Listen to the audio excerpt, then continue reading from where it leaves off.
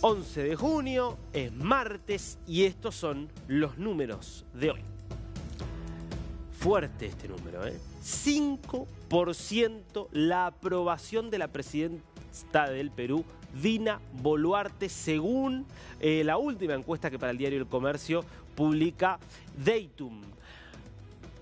Estamos hablando del número más bajo desde que hay registro, desde 1980, superando a todos los muy impopulares presidentes que tuvo Perú en los últimos años.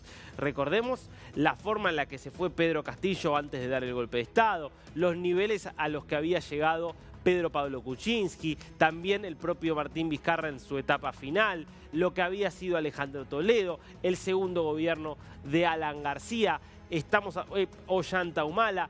Estamos hablando de una sucesión de presidentes donde el que sigue siempre logra ser un poquito más rechazado y repudiado por los peruanos que el anterior. Bueno, parecía que ya después de Pedro Castillo no había vuelta atrás, que ya no había un fondo más abajo que Pedro Castillo. Boluarte, por lo menos en términos de popularidad, lo ha logrado. 5% de aprobación nada más para la gestión de la presidenta, que encima está en un momento muy delicado donde enfrenta múltiples desafíos judiciales por las causas desde los Rolex, desde su papel en la represión a las protestas que siguieron al golpe frustrado de Castillo, también las causas por tráfico de influencias que afectan a su hermano Nicanor y que podrían también tenerla a ella como implicada. Muy difícil el momento que atraviesa la presidenta del Perú.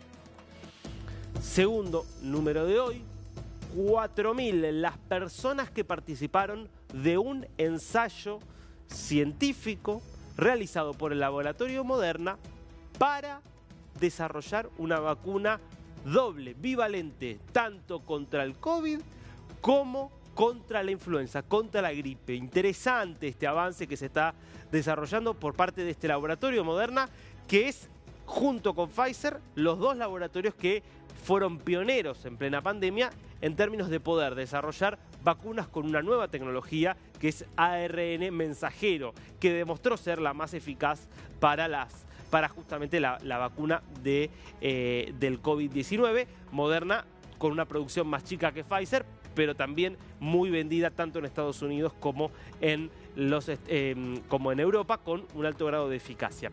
Bueno, lo que están haciendo ahora es una adaptación que permita combatir al mismo tiempo, con la misma vacuna, el COVID y la influenza, que como sabemos en muchos países de la región está ahora mismo causando un estrés hospitalario de consideración.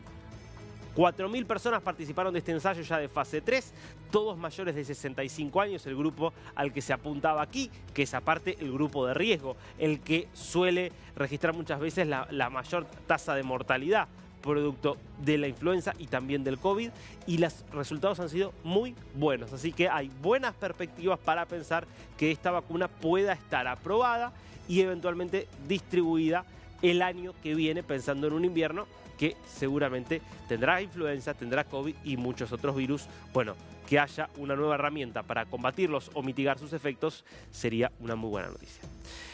Pasamos a ver las caras, ¿les parece?, de este martes. Y la primera es la de Saulos Klaus Chilima, el vicepresidente de Malawi, cuya muerte fue confirmada esta mañana tras pasar varias horas desaparecido el avión militar que lo trasladaba junto a otras 9 personas, entre ellas su esposa. Había salido ayer por la tarde desde Lilongwe, en la capital de este país del sudeste de África, de unos 20 millones de habitantes. Partía rumbo a una ciudad más alejada, donde se iba a realizar un funeral de Estado de quien había sido fiscal general. Cuando trata de aterrizar en el aeropuerto de destino, por las condiciones climáticas no llega, no están dadas las condiciones, entonces decide el piloto regresar a Lilongwe, a la capital del país. En ese regreso desaparece de los radares. Fueron varias horas de búsqueda hasta que finalmente esta mañana terminaron encontrando los restos del avión en una zona montañosa. No hubo sobrevivientes. Las 10 personas que iban a bordo, insisto, de esta aeronave militar terminan perdiendo la vida. entre ellos el vicepresidente, y su esposa. El mandatario, el presidente de Malawi, ya comunicaba esta mañana la decisión y además planteaba un luto que comienza. Un personaje, Kilima, que se hablaba como posible presidenciable para el año que viene, cuando hay elecciones en Malawi. Personaje además muy controvertido, que había estado preso por soborno el año pasado, no, en 2022. Luego había sido liberado por el mismo fiscal general que tras su fallecimiento estaba yendo a despedir en este vuelo. Bueno, noticia obviamente trágica para, insisto, Malawi, país del sudeste de África. Segundo rostro del día, vuelve a ser una de las caras aquí en la pantalla de News, Yolanda Díaz, la vicepresidenta del gobierno español. ¿Por qué? Porque anunció que se retira de la dirección de Sumar, este partido de ultraizquierda que está dentro de la coalición de gobierno de Pedro Sánchez, junto con el Partido Socialista que conduce Sánchez, y que, claro, era uno de los partidos que apuntaba o aspiraba a hacer una elección importante el domingo cuando se eligieron a los representantes del Parlamento Europeo. Bueno, le fue muy mal. Termina quedando quinto el partido Sumar, quinto, repito, sumando 4% de los votos y solamente 3 eurodiputados, muy lejos de las expectativas que tenía. No le dio resultado el discurso pro Hamás, el discurso que, recordemos, llamaba abiertamente a la erradicación del Estado de Israel, ni tampoco su discurso excesivamente pro-estatal y pro-feminismo radical, que fue un poco alguna de las líneas que marcó Yolanda Díaz durante su campaña. Pero, primero, renuncia al partido, no así a la vicepresidencia del gobierno.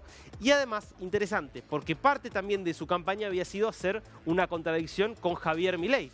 Recordemos, después de lo que había sido su participación en el acto de Vox, y había planteado, bueno, básicamente es Milei o la democracia, mejor dicho, es la democracia o las ideas que propone Milei. Bueno, no le funcionó. Sin embargo, en vez de hacer una autocrítica, lo que plantea es que, en definitiva, el mundo pareciera que está yendo hacia ese lugar oscuro que propone, según ella, Milei y sus aliados, y que por lo tanto ella no pudo hacer nada frente a esto. Mira, escúchala. En dos de los países fundadores de la Unión Europea, la primera fuerza política forma parte de dicha internacional, Francia e Italia. En el caso de Alemania, la extrema derecha es la segunda fuerza.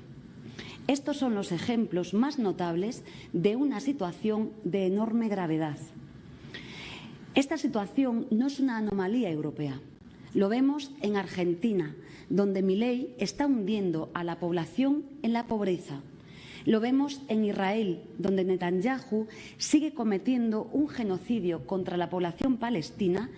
Y lo podremos ver al final del año en Estados Unidos, donde Trump puede volver a ganar.